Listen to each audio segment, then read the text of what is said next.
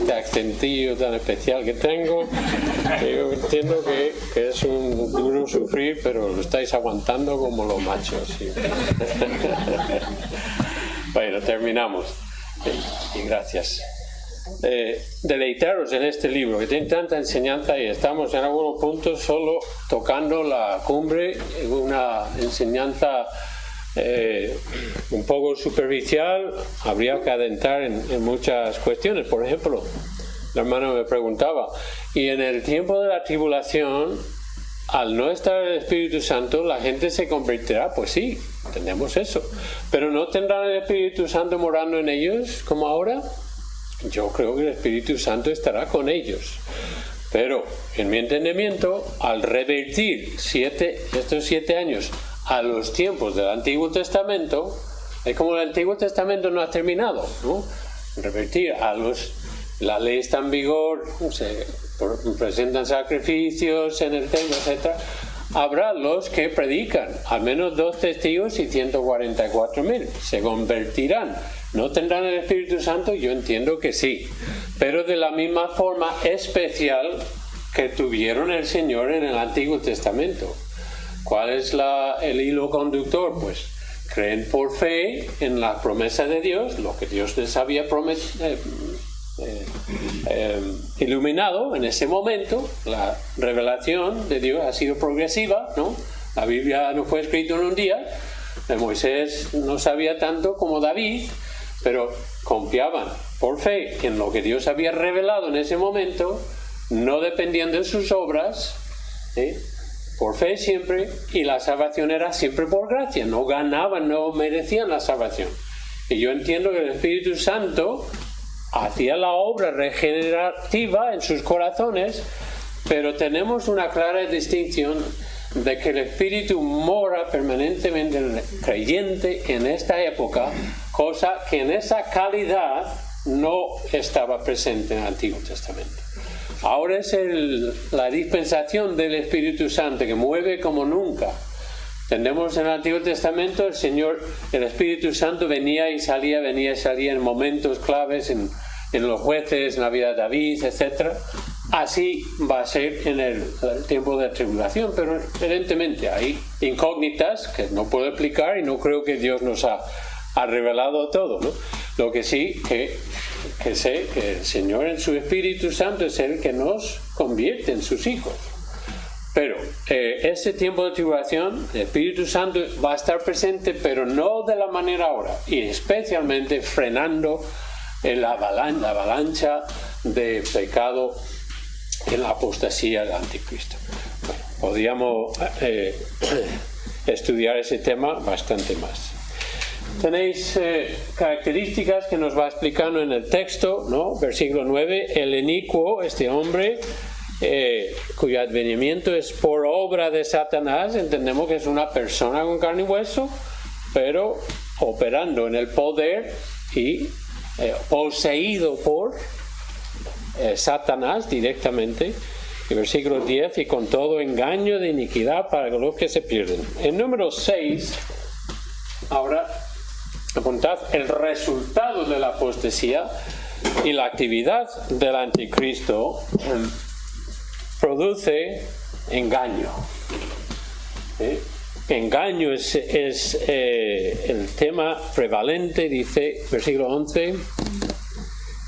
Por esto Dios les envía un poder engañoso. ¿Por qué? Porque versículo 10, el anticristo obra por engaño. Muchas veces Dios da la vuelta a la tortilla. Si quieres hacer así, yo también, y más, ¿no? Así que el Señor sabe que en su justo momento justicia se hace. En nuestro caso, gloria a Dios, justicia se hizo cuando alguien más pagó por nuestros pecados. Para los que no conocen a Dios, que tendrán el anticristo y el mundo engaña. No améis al mundo porque engaña, promete y nunca cumple. Así que la gran cuestión aquí es cuál es el engaño, cuál es la mentira. Versículo 11, por esto Dios envía un poder engañoso para que crean la mentira. Dios obliga al hombre y mujer en aquel entonces creer algo que no es verdad. Curioso, ¿no? Como Dios utiliza el engaño y mentira para lograr sus objetivos, no en la vida del creyente, sino en los inconversos. ¿Cuál es la mentira? Para mí, no se dice, pero es un gran poder engañoso. Para mí, esa mentira vendrá desde arriba, el anticristo, porque después del arrebatamiento, alguien tiene que explicar la desaparición de millones y millones y centenares de millones de personas en la faz de la tierra.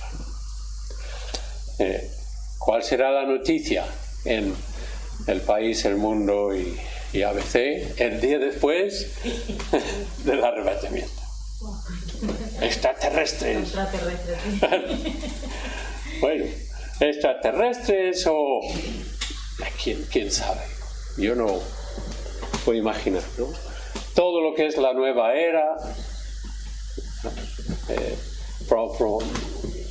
astrología, ha sido Marte, que estaba en combinación con Júpiter, y ha hecho, no sé, o superhéroes, ¿no?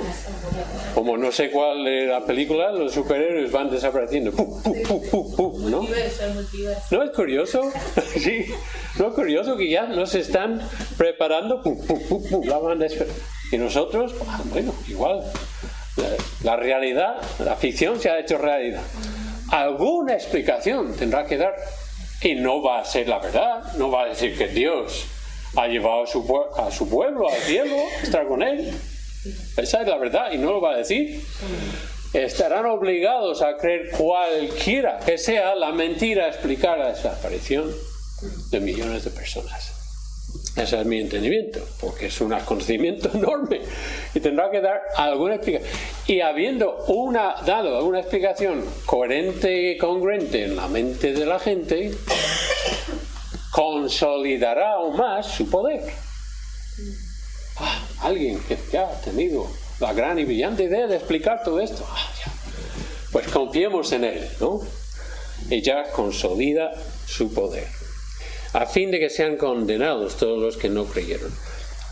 Algunos han dicho que para mí esto tiene mucha relevancia. Alguien que ahora mismo escucha el Evangelio, entiende el Evangelio, como mi suegra y mi cuñada, por ejemplo, que están viviendo con nosotros. Alguien que ha escuchado, entendido el Evangelio, pues cuando veo el suceso eso que describís, ya creeré. No, tu oportunidad es ahora. Y si rechazas al Señor ahora, en tu mente, al pasar el rapto, no vas a entender lo que entendías antes. Tus oportunidades hayan acabado.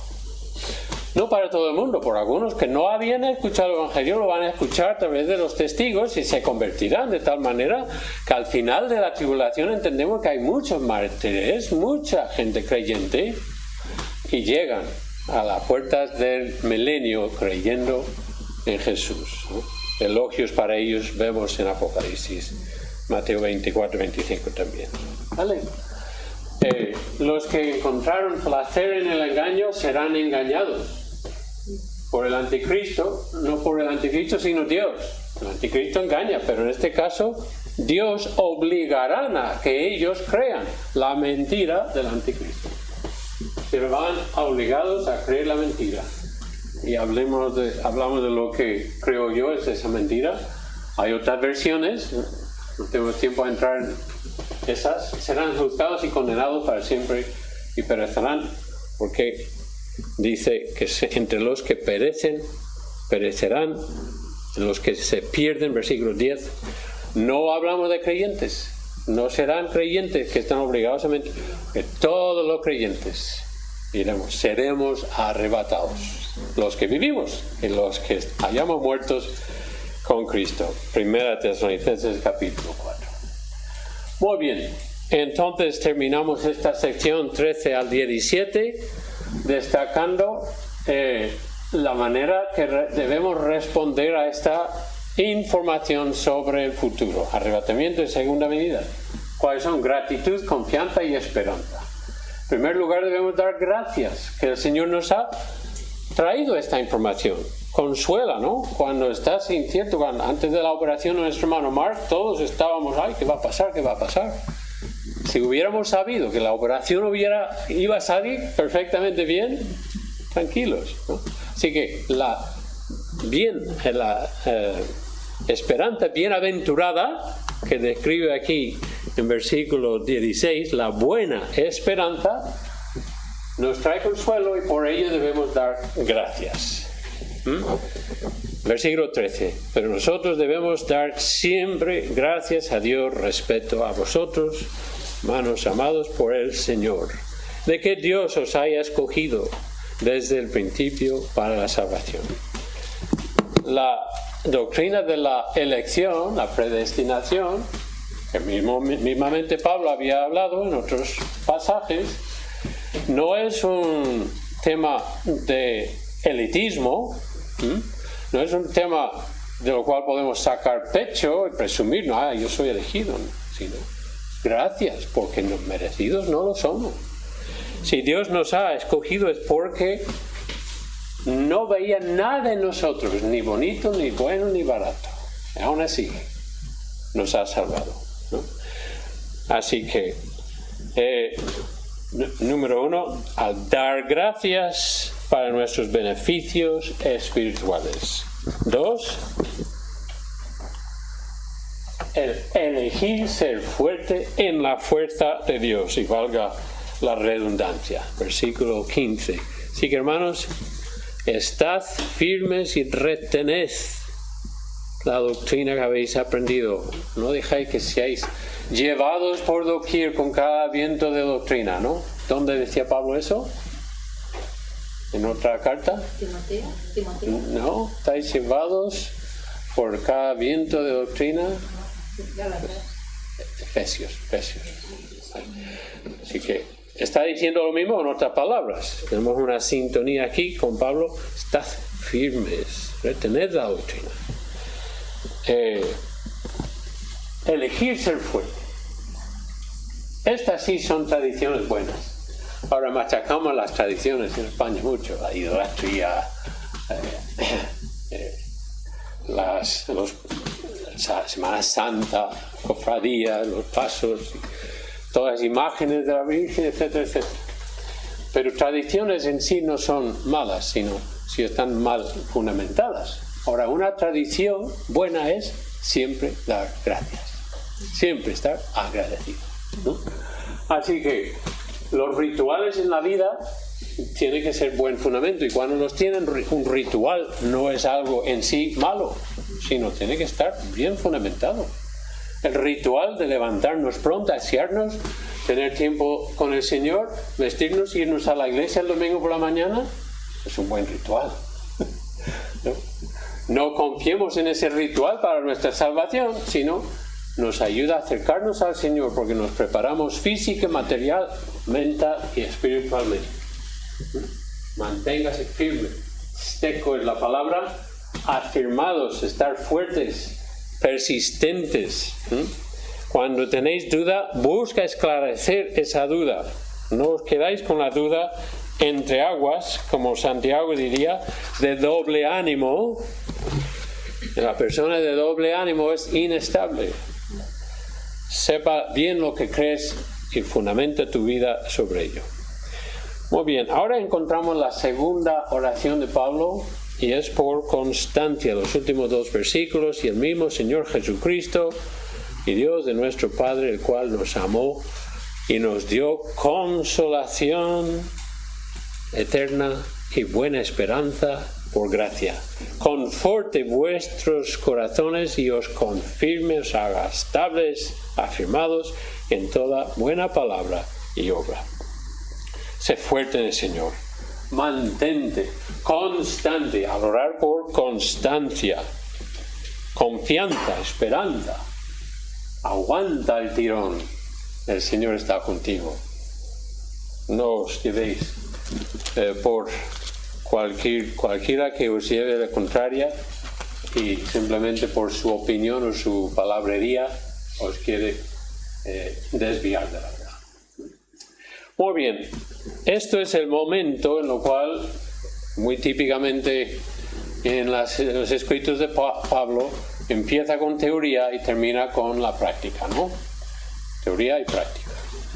Ahora termina un poco con lo teórico y entra en lo que es la parte práctica. Versículo 3 empieza por lo demás. Os he corregido ideas erróneas y ahora quiero hablar de conducta. ¿Habéis estado algunos de vosotros actuando mal, ¿no? Ahora vamos a hablar de desorden. El desorden entre los incrédulos. Primero, versículos 1 al 5, Pablo ocupará de cuestiones prácticas, rebeldes, perezosos en la iglesia y también los de afuera atacando la iglesia. Ahora aquí me encanta uno de los versículos de este libro que más me penetra, es el versículo 1 y dice así: por lo demás, hermanos, orad por nosotros para que la palabra del Señor corra. Ahora está bien tener doctrina sana y entender bien y defender nuestras creencias con textos bíblicos. Pero si nos llenamos de teoría, de doctrina, aun por más correcta y ortodoxa que sea, no evangelizamos, nos quedamos a las puertas. ¿Cómo podemos, como esos 4 leprosos, encontraron todo un campamento vacío de los medianitas, era amalecitas, y habían huido, señores? ¿Qué hacemos aquí? Tenemos que correr a Samaria a decirles: ya no están, está el botín, podemos comer, venid, venid. Tenemos buenas nuevas, venid, venid. Correr. ¿Entre quienes se oponen a la obra de misiones? Esto es una oración para el evangelismo. Ahora invierte el argumento. Nosotros estamos orando por vosotros, pero ahora no olvidéis de orar por nosotros, vosotros. Porque nosotros no estamos en Tesalónica, estamos en Atenas, en Corinto, estamos por todas partes evangelizando. Oráis por vuestros misioneros de manera sistemática, intensa, con conocimiento. Señor, bendice a todos los misioneros. Leemos sus cartas circulares, nos dedicamos a conocer su situación. Nosotros no apoyamos económicamente Carlos Madrigal, pero él y Rosa llevan años trabajando en Turquía y recibo sus cartas. Ahora los han excluido, no pueden volver, pero han implantado varias iglesias, una fundación protestante reconocida por el gobierno, ha estado en muchísimos platós de televisión, de radio, y está su hijo allí. Creo que dejarían a su esposa, pero no a él. Bueno, ha sido una figura pública, ha debatido varios imanes y personas del Islam, etc. Ahora está fuera, pero sigue ministrando gracias a Internet y los medios virtuales. Yo no he dado la mano todavía al hermano Carlos, tengo ganas de conocerle. He estado en Turquía, he estado en Estambul y di Primera de Tesalonicenses en su pequeño seminario. Pero yo me gozo en estos hermanos. A veces pensamos, en cuestión de misiones, es que no, España es un país necesitado. De todos los países de habla hispana es la más necesitada. Menos misioneros per cápita, menos creyentes, menos iglesia que Honduras, que Bolivia, que México, que Argentina. Y es cierto, aquí estamos a la cola de todo el mundo hispano, de habla español, del Evangelio. Necesitamos ayuda, sí es cierto. Pero no por eso podemos sentarnos y decir: venga, de enero, misioneros y obreros. Si conocemos a Cristo, tenemos que hablar y tenemos que enviar, ¿no? ¿Dónde estamos con esta cuestión? Que corre el Evangelio, ¿y cómo va a correr si no damos? ¿Qué invitaba a los filipenses a hacer? Los elogiaba por haberle dado. ¿Participado con qué? Comida, dinero, ropa, para que Pablo siguiese su ministerio. ¿Qué estamos haciendo por los obreros dentro y fuera de España. En nuestra iglesia acabamos de apoyar la 12ª familia como nuestra familia misionera que apoyamos. No es mucho dinero que enviamos, pero va con mucha oración y una señal. Es casi simbólica lo que enviamos económicamente, pero va con esa intención de que reciban con lo poco que damos y el Señor lo amplíe, ¿no? Más o menos la mitad de los que apoyamos son pastores o obreros en España, la otra mitad fuera, y la otra mitad son españoles que están sirviendo al Señor fuera, ¿no? En Argelia, en Kirguistán, en Marruecos, en Honduras, españoles que han ido, apoyados en parte por las iglesias. Podemos ser un país enviador, podemos ser iglesias enviadores y debemos mirar más allá que estas 4 paredes, ¿no? Así que lo que más me encanta, no he sido yo, pero por el énfasis creo que damos a misiones y evangelismo mundial, 6, vamos a agregar el 6º, 5 de los 12 son personas que hayan sido miembros activos de nuestra iglesia y los apoyamos en el campo de destino. Eran activos en nuestra iglesia, ahora sirven al Señor, algunos en España, otros fuera.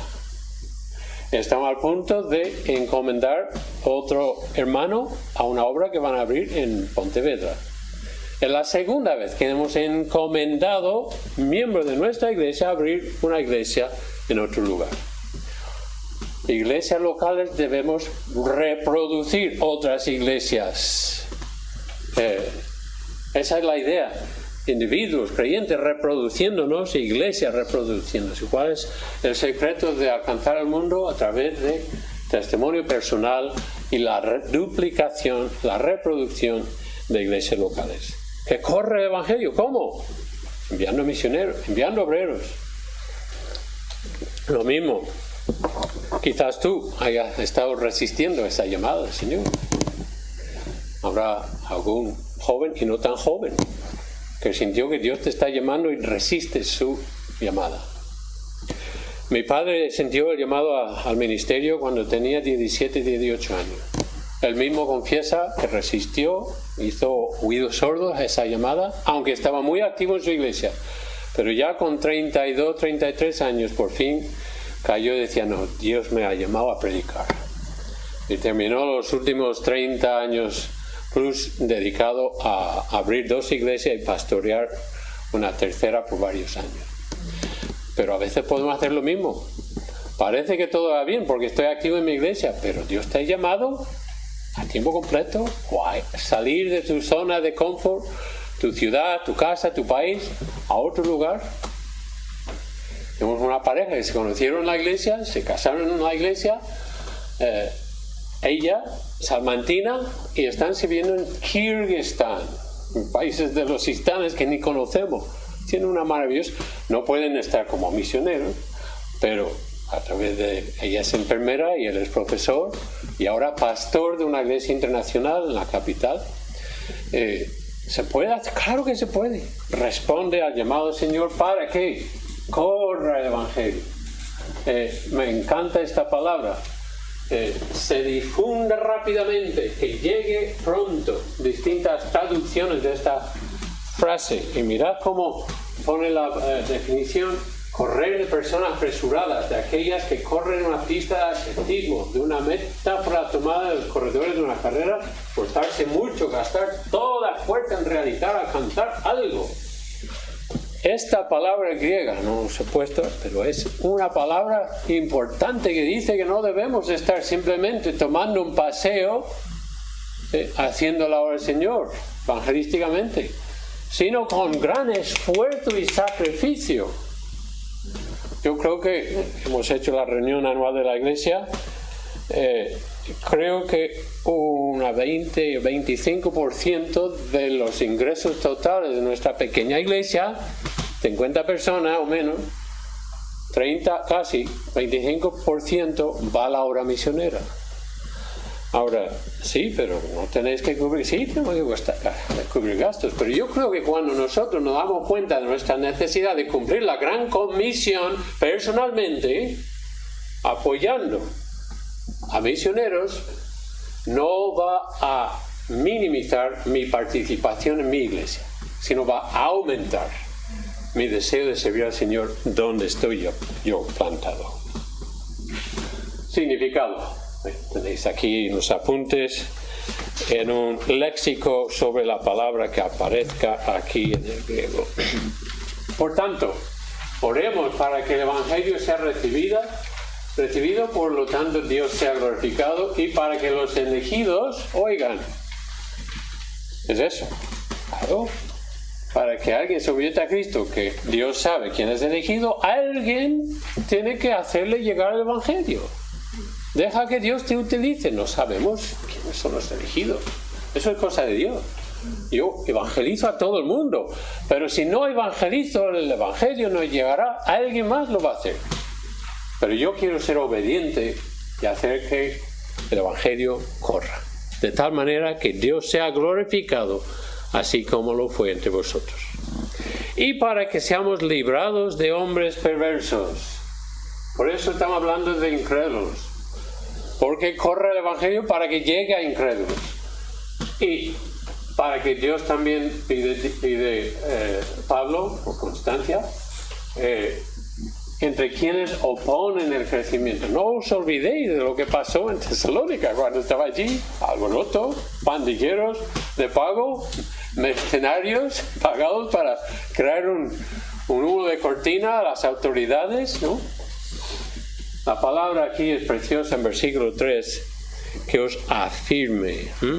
Librados de hombres perversos y malos, porque no es... el versículo 3, pero fiel es el Señor, que os afirmará y guardará del mal. El Señor nos protegerá. Mira, no pueden hacer hombres malos, personas malas, a nosotros lo que Dios no permite. Recordar a Job, ¿no? Satanás tenía que pedir permiso. Y Dios no va a dejar nada ocurrir en tu vida que Él mismo no permite. Si ha ocurrido, Dios te lo ha permitido y hay que preguntar, ¿para qué, Señor, me has permitido? Es la misma palabra que aparece en el 2:17. Mantenerse firmes, estancados, arraigados, firmes. Que el Señor os dé estabilidad. Recordar que la iglesia era nueva. Poco tiempo llevaban el Señor. Su oración es para que continúen con fuerza y constancia. Versículos 3 al 5. Que entre quienes se oponen al crecimiento de nuevos creyentes. El Señor tiene un amor especial para los bebés en el Evangelio. Debemos también buscar por su bien. Tenemos confianza, versículo 4, respeto a vosotros en el Señor, en que hacéis y haréis lo que os hemos mandado. El Señor encamine vuestros corazones al amor de Dios y a la paciencia de Cristo. Yo oro para que tenéis la protección especial del Señor en vuestras vidas, ¿no?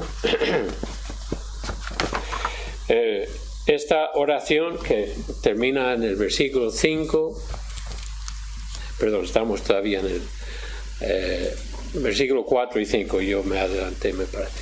Y tenemos confianza respecto a vosotros, Señor, en que hacéis y haréis lo que os hemos mandado. Dios nos protegerá de todo mal no permitido. Dios está trabajando para edificar y madurarnos.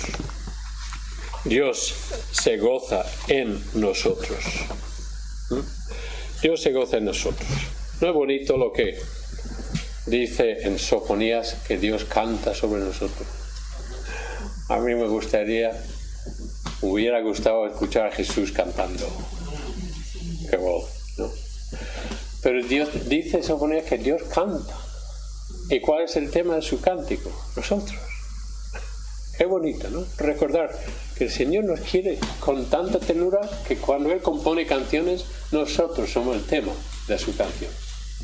¿De quiénes que se oponen al crecimiento de nuevos creyentes? Recordar que la oposición y obstrucción del Evangelio solo está permitido dentro de la permisividad de Dios. Dios es fiel, nos va a sostener, nos va a proteger. Y al final Él va a recibir la gloria por defendernos. Podemos ahora identificar al menos 8 formas diferentes de la alteración de orden pública, desorden entre creyentes. Versículo 6. Cambia el tono, estaba hablando de malos hombres, perversos hombres, no es de todos la fe. Ahora dice, os ordenamos, hermanos. Cambia de la mirada hacia incrédulos a los creyentes. Y dice, hermanos, en el nombre de nuestro Señor Jesucristo, que os apartéis de todo hermano que ande desordenadamente. ¿De incrédulos? No, de los hermanos. Un hermano que puede tener un error doctrinal o estar metido en un pecado del cual no se arrepienta. Son las únicas 2 razones por que debemos tener lo que llamamos disciplina en la iglesia. Poner a alguien fuera de la membresía de la iglesia. Ahora, toda la cuestión de disciplina en la iglesia es más de lo que tenemos en estos versículos. Cuando describimos la actuación de la iglesia acerca de hermanos en error doctrinal o en pecado no arrepentido, tenemos que considerar Gálatas, varios textos. El anexo B de los apuntes es un poco una visión de esa idea. ¿Qué dice la Biblia acerca de la disciplina en la iglesia? Tampoco es la palabra definitiva, ¿no? Y pido disculpas porque no está pulido, esto lo traduje y necesita más corrección. Pero bueno, algunas respuestas: ¿qué es disciplina? ¿Es necesario? ¿A quién debemos disciplinar? ¿Cómo se hace? ¿La actitud correcta? Etc. Así que os refiero a ese texto para una vista de pájaro sobre la disciplina. Hemos tenido que entrar en demasiados, para mí, en varios procesos de disciplina. ¿Cuál es el proceso? Mateo 18. Mateo 18. Cuando alguien está pillado en una falta, 1 a 1, y luego con testigos, y luego lo llevas a la iglesia, un proceso bíblico. Y lo hemos tenido que hacer, y 2 o 3 veces, poner a alguien en disciplina. De hecho, tenemos 2 personas que hemos excluido de la membresía, orando por su arrepentimiento, que vuelvan, y convencido de que son hermanos en la fe. Porque si hay pecado personal en nuestro corazón individual, tenemos que extirparlo, tenemos que eliminarlo. Y en una iglesia que dejamos error doctrinal y pecado no arrepentido coexistir entre la congregación, no hacemos honor al Señor, que pide un pueblo santo y santificado. Nuestro versículo lema de este año es 2 de Timoteo, podéis verlo, habla a este tema directo, 2 de Timoteo 2:21.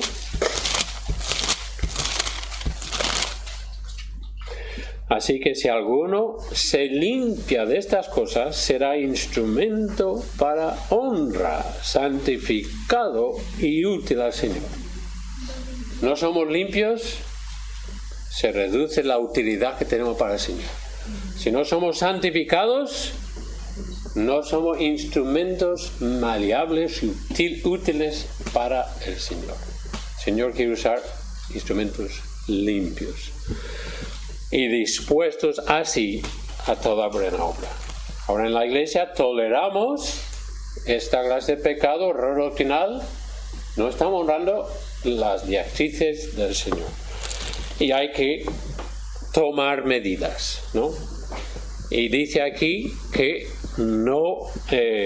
esta persona debemos separarnos de él, ¿no? Que no tengáis comunión con él. Vamos a ir viendo un poco el texto, versículo 6, en primer lugar, desviación doctrinal. No tienen las convicciones firmes. He escuchado esto de creyentes diciendo, pero en vuestra iglesia no enseñáis la misma cosa que nosotros, pero eso no pasa nada porque doctrina divide, el amor nos une. Esto es de un predicador. La doctrina. Me invitaron a predicar en su iglesia. Yo no creo que creemos la misma cosa, hermano, sobre algunos puntos importantes. Pero no te preocupes, doctrina divide, el amor nos unifica. Palabras falsas. Le mandamos, son palabras fuertes. Esto es una orden.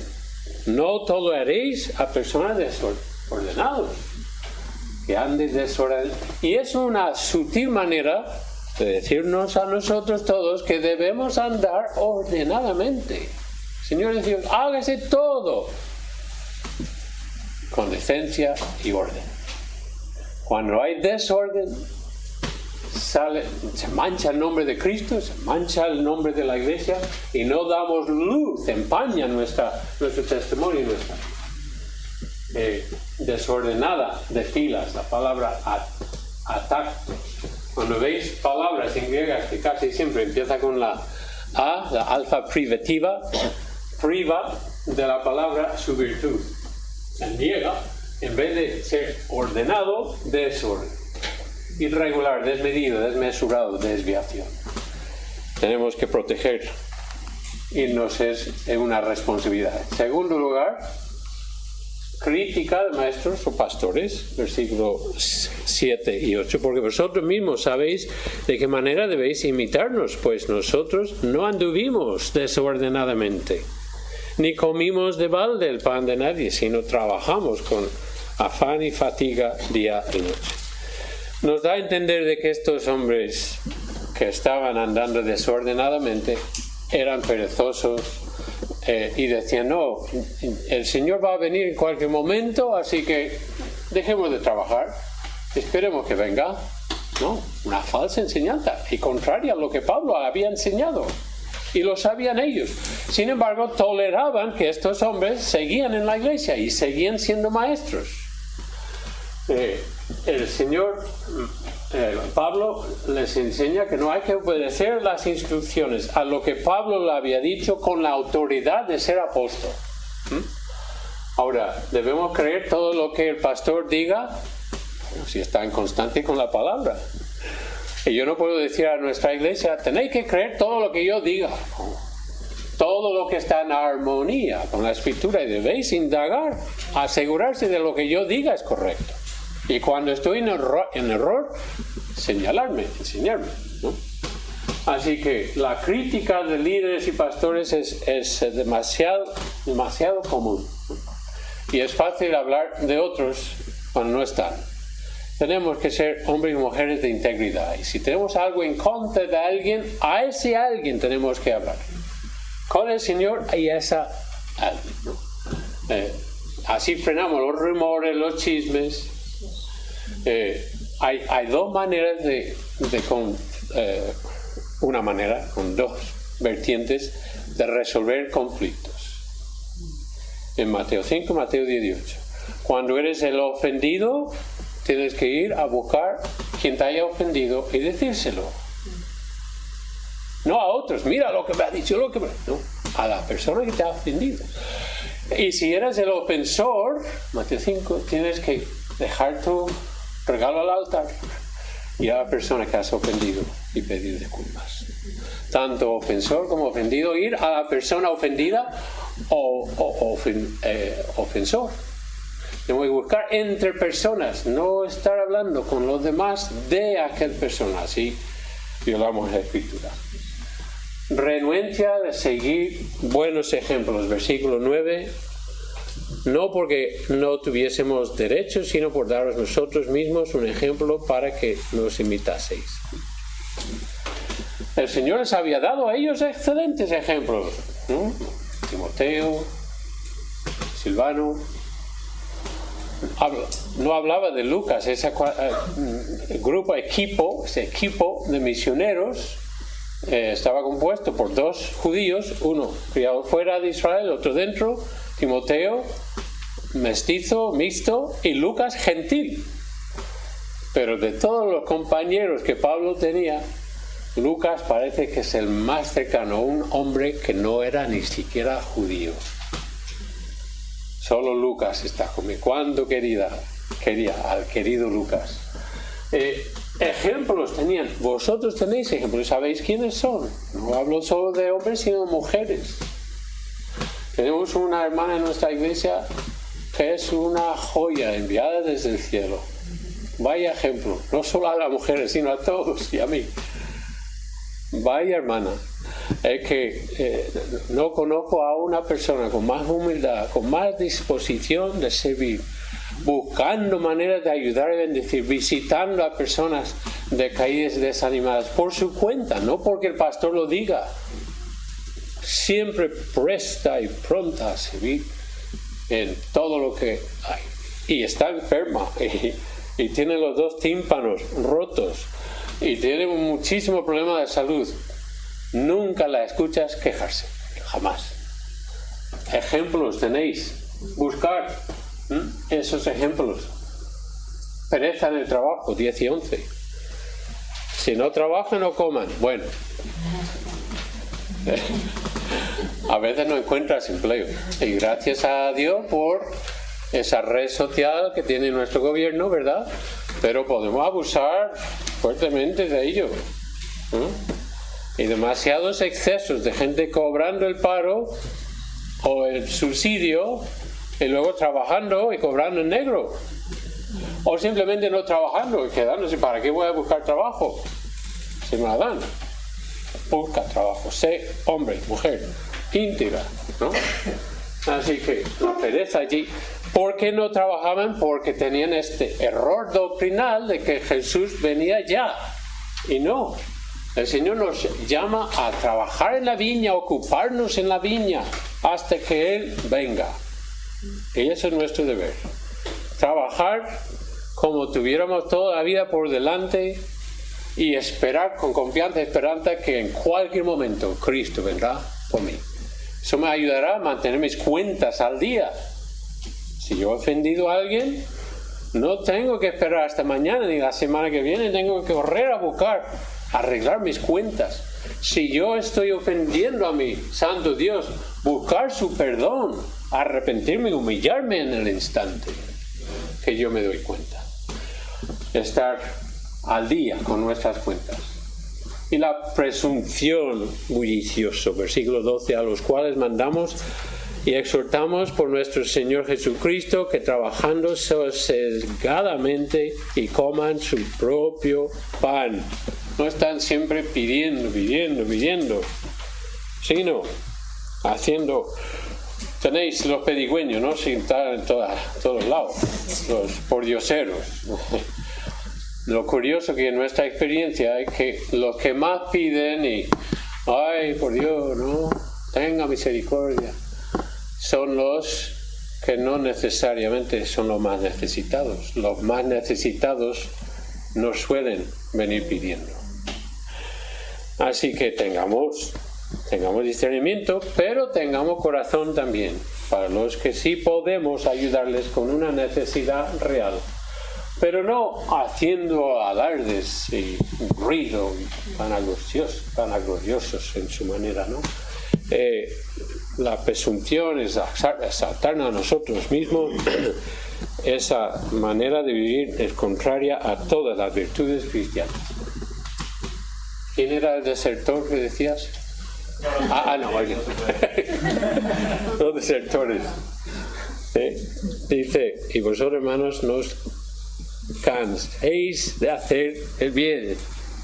¿Por qué? Porque había algunos que se cansaban de bien y tiraron la toalla. No os canséis de hacer. Sí, fiel. Otro paso más. No sé si conté en la otra clase, la única y seguro la última vez que corrí un medio maratón. porque era una historia vergonzosísima, porque llegué el último, mira, en la ambulancia de la Cruz Roja, detrás de mí, los barenderos, recogían la y la ambulancia no quiere dejar ya, la llevamos a la meta. Ay. Tenía que terminar en una pista de atletismo y hacía 3/4, ¿no? Paré, no sé, 5 o 6 veces en esos 300 metros, pero la meta estaba allí, crucé la línea. Lo que pasa es que empezamos 1500 y terminamos 600, así que, aunque llegué el último, gané a otras 700 personas que abandonaron. Y mi certificado pone: el atleta Ken Albright cruzó la línea de meta en 2 horas 29 minutos. Sí, estás corriendo tu carrera personal, así que no desistes, no abandones, aguanta, sé firme, constante. No os canséis de hacer el bien. Otros versículos hacen eco aquí, ¿verdad? Gálatas 6:9. Llaneros solitarios, versículo 14. Si alguno no obedece a lo que decimos por medio de esta carta, hay que señalarlo y no os juntéis con él. Algunos creen que simplemente tienen derecho a hacer lo que les da la gana. ¿Por qué? Porque pueden. ¿Por qué tengo que ir ahí? ¿Por qué tengo que trabajar en equipo? A mí no me gustan los equipos. A mí me gusta. Imagínate el Barça jugando contra la Unión Deportiva Salamanca con un jugador. No, yo puedo. A veces no hacemos eso en la iglesia. Yo puedo. Y si no les gusta como yo, pues me marcho. Yo voy a hacer lo que yo quiero. El Señor nos llama a trabajar en equipo. ¿Por qué? Todos tenemos dones, pero ninguno tenemos todos los dones. Y como un cuerpo, 1 Corintios 12, dice que podemos todos juntos hacer la obra del Señor. Pero yo te necesito y tú me necesitas. Ninguno no tiene todos los dones. Nos necesitamos. Así que, ¿cuántas veces? 56 veces. Unos a otros. Amaos unos a otros. Edificaros unos a otros. Unos a otros. Unos a otros. Unos a otros.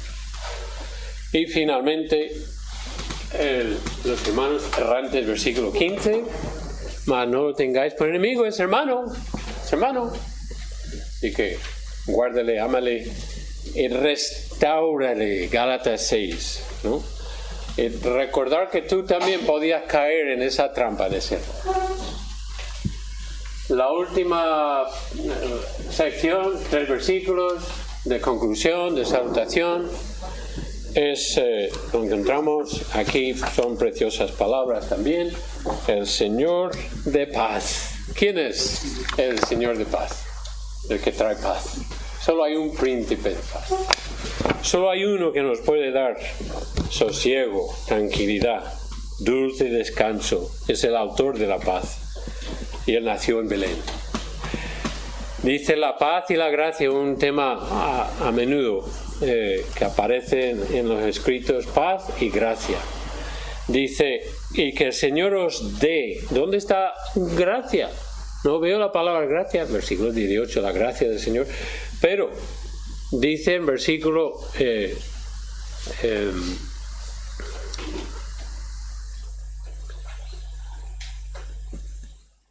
16, el Señor sea con todos, pero hay una frase ahí que busco. Bueno, el Señor esté con vosotros, el Señor os dé su paz, el Señor os potencia, los ayude, y cuando el Señor nos da las cosas, eso se llama gracia. Así que, ¿qué es una cosa? ¿Cómo llamamos una cosa que damos a otros, como el Señor nos ha dado a nosotros? Gracia. Y esa es gracia en acción. Siempre y en toda manera, esa frase es curioso, ¿no? Siempre y de toda manera, ¿dónde está?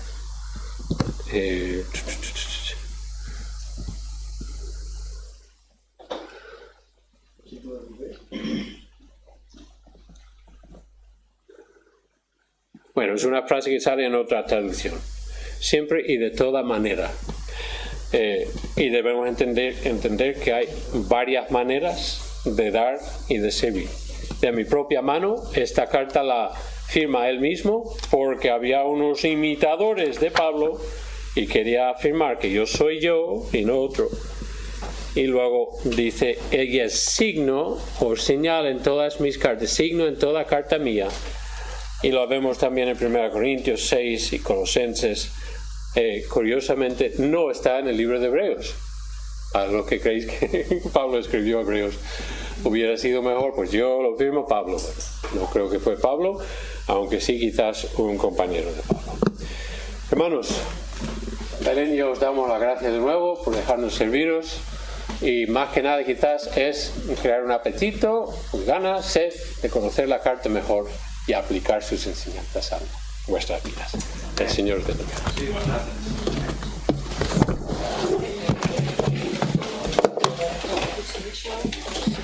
Bueno, no